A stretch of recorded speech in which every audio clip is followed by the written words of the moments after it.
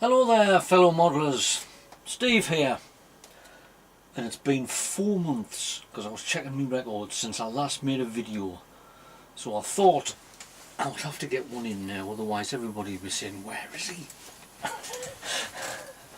Because I've got a few completed kits and some group builds and just general natter really. I've got a list of all the stuff that I've got to do because I was going through my last video last night looking to what I'd reviewed so I don't repeat myself. So we'll start off with the first one I've got going, and I'm on my tripod, so let's move about. Right.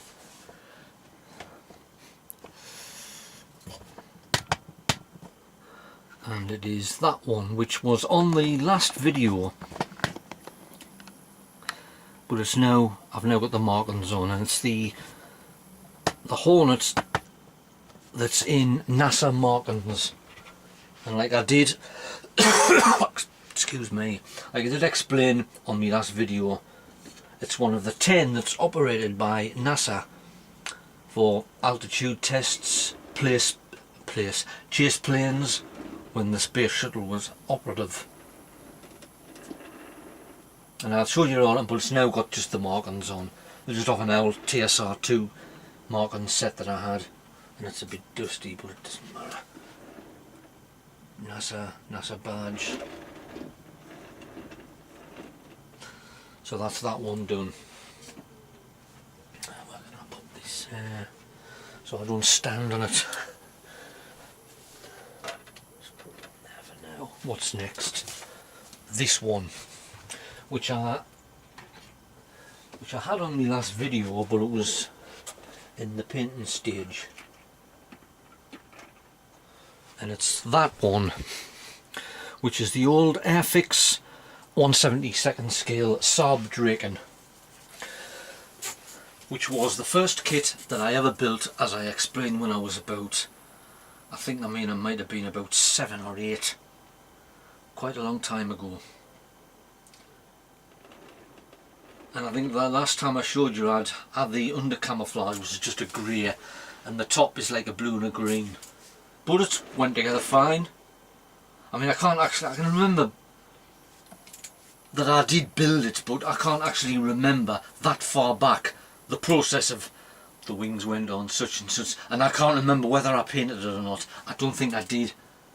Them days you painted them, and they were the Humbrol colours in the tins, which I've still got a canny few of, which I use now and again, but they weren't up to the standard of what I've got now. I think I just put the markings. There was a lot of kits would just put the markings on and we never bothered with the painting. This was just a joy to build them in them days. Oh, that's in the carriage doors. Yes, and it went together fine, no problems. Bit of filler along the joins with the fuselage, but apart from that it was no problem. It was a blast from the past. So that was the Saab Draken. I know there's other kits of it out there, but the Airfix one is the one that I remember. What now? Right, and this one was done for Ian Poulton's, hi there Ian, his All at Sea group build, which was a fantastic group build because it's all at sea and I like naval aviation, and I did the very old Revell P3 Orion kit. It was a P3A, and it's turned out fantastic. I love doing that. It's the first time I've ever made a P3 Orion, because there wasn't many. I mean, there was the Revell one about. There's from a couple of lads at me club, there's 1/48 skill ones, but mainly when I was a kid it was my Airfix, Matchbox, Revell and Frog, but that was about it. There was probably a Frog one, but I never seen it. But this one was and it went together fine. There was a bit of filler just on the wings there, but otherwise no problem.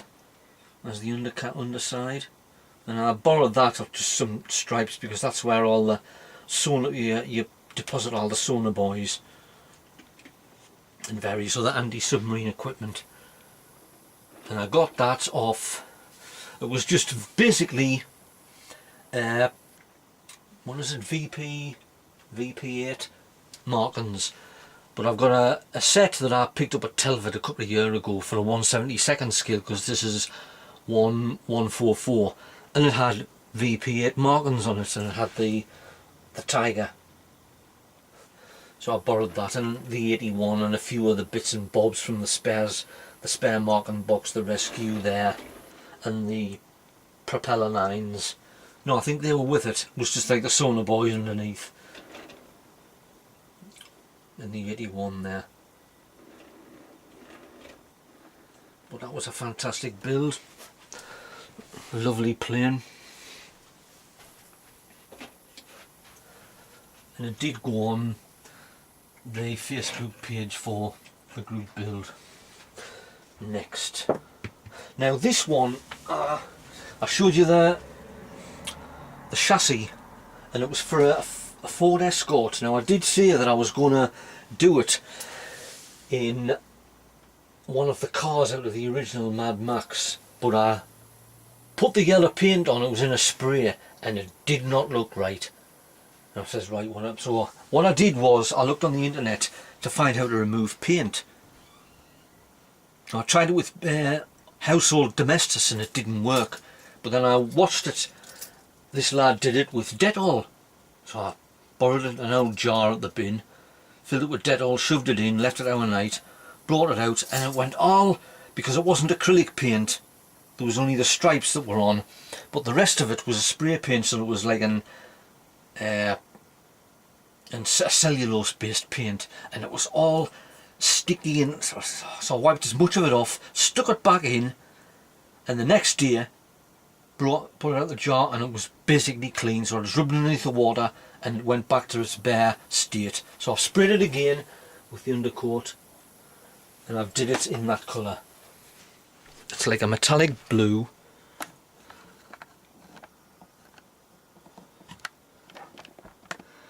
And I've did the top. It is the classic 70s vinyl roof that a lot of Fords had. Escorts, Cortinas, Capris. And it come out lovely, so I'll get that done. I might make a pursuit car out of Mad Max when I can find a car that's more nearer to the shape of it. This is just a normal Ford Escort, but it's a lovely colour, a shade of metallic blue.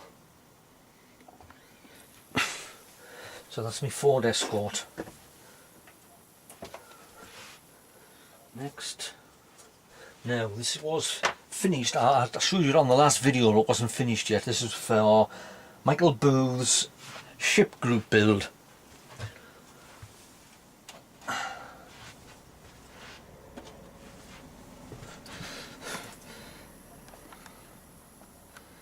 If you look there, I've got all the rigging on, and that was I loved making that, because I like making ships.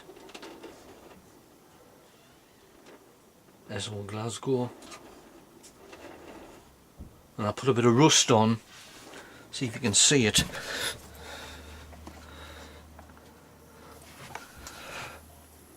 I don't think you can.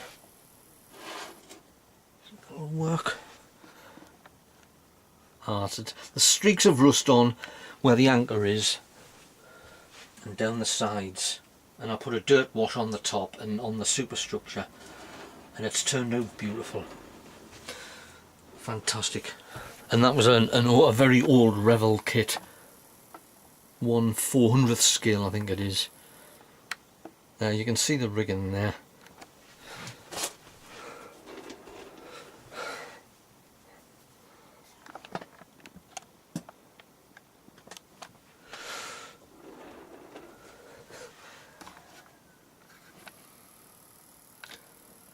was a great build, that. I'm looking to make some more ships because I've got a few ship kits, but they take a long time to build. Right, this one was the Mashi MC-72 seaplane.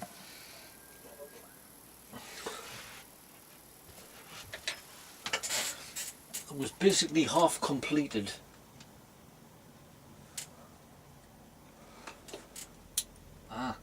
Nearly.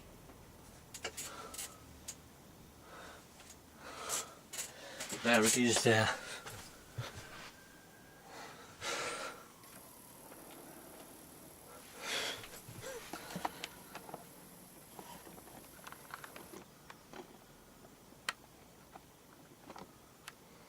As you can see, I've got all the rigging on, and I used the disc method for the propellers. And what I did with that was just took a photo of a fast one of the bases from Coastal Kits, photographed it, cut it out, and put on a bit of plasterboard, stuck a stand in there, and put it on so it's turning. I managed to get a little pilot in as well. Can't really see him. See if I can pick it up and don't know whether you can see that. The pilot's in there. And the rigging was quite easy because it was a monoplane and it wasn't a biplane. But it turned out to be great. And it took us nearly a year to do. In fact, over a year. I bought it at the Huddersfield show last year.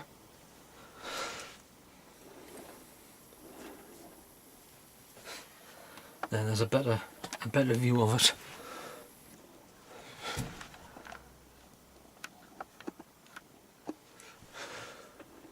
And I put that on there, the End of Wars Facebook page that's run by Ian. Pardon.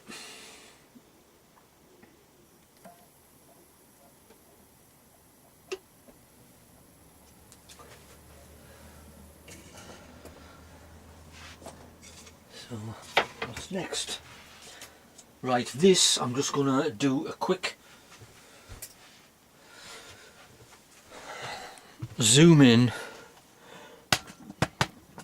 over there because that is, I have to move it a bit. They're all the parts for the Horsa glider for Martin Lamont's D-Day diorama group build. I've just started doing it and it's now the 4th of May, so it ends on the 6th of June. I should have it done by then. They're all in bits and also the interior green at the moment. It's all in bits, but the next update, which I hope won't be very long, I'll have it, or I'll have a lot more done.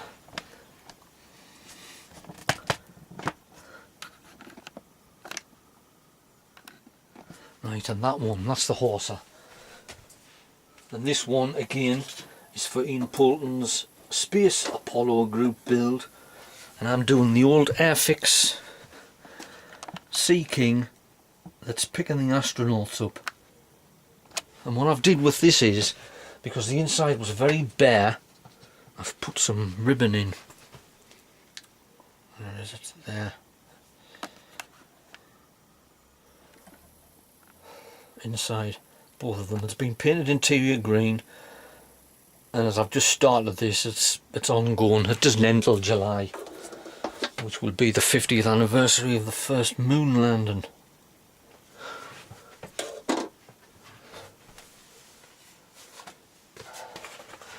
And that's obviously what it should look like, because I made this when I was a kid as well, very long time ago. What's next? Sea King. Now this one was something I just got out of my stash that I fancied making.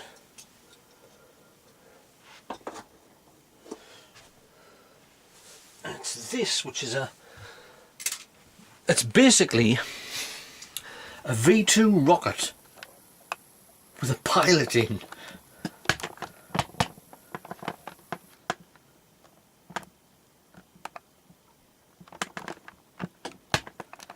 there. Now the idea behind this was it was one of them German designs that obviously America was looking, Germany was looking at ways to bomb America. Now they originally thought of using these based on submarines, but that idea didn't work. So what they did was they put this, and it would climb to about 50,000 feet, and obviously it was pressurized, and the pilot would eject sometime near the coast of America, and it would be guided down by radio by a U-boat, hopefully that it picked the pilot up. Now I did send this out to Michael Cohn's Warts and All group build. Hi there, Mike. And I think he said that this wasn't was this a one-way trip or not? And I've showed it to the lads at my club, and they just says, oh, it wasn't very, was he ordered to do this or what? But it'll be an interesting build. I forget where it is. This is, that's what it's supposed to look like.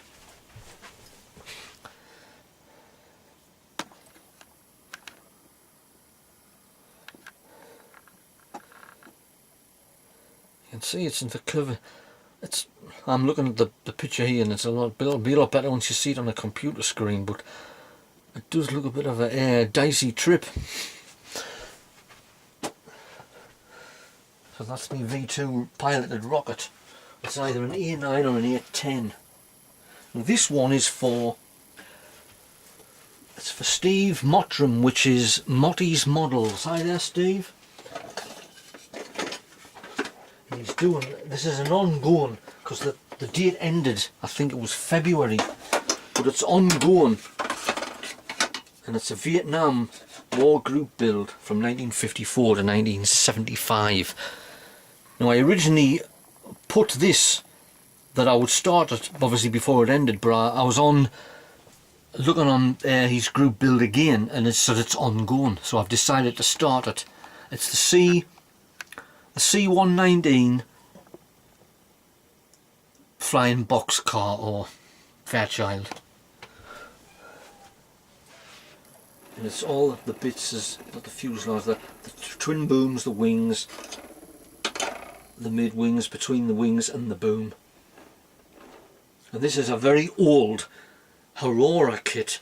Now I've heard of Aurora, but it's probably years old, and it's got, if you look at the wings, where is it? USEF was moulded onto the wings, and obviously there were the stars and bar, and it would be alright if you were making an American one, or would it? Or maybe it was something that you could paint in, but obviously mine is one of the 9 that was transferred to the French Air Force, so I've had to rub it off, and it took a bit of doing. Hopefully it'll not be show up when I paint it. So that's the C-119. What else have I got?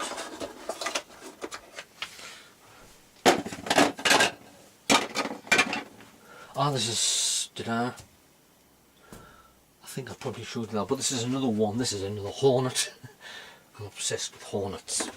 It's just an artillery 114 scale FA-18. That's an A. And it's nearly finished now. What I've got to do is just put the canopy on, and then I can put a coat of primer on. Pardon. I love making Hornets. And I've actually got a little fella in, because the undercarriage is very flimsy, so I'm going to make it in a flying mode.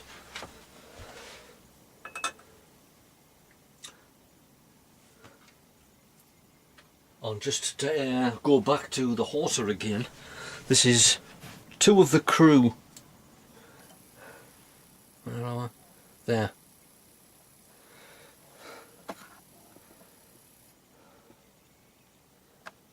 One you can there.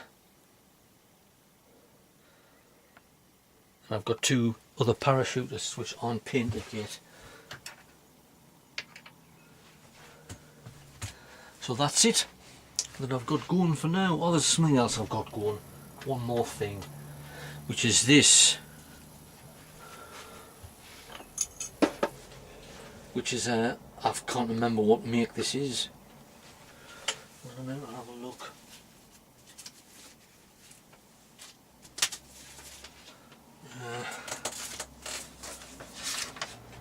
It's an extra kit.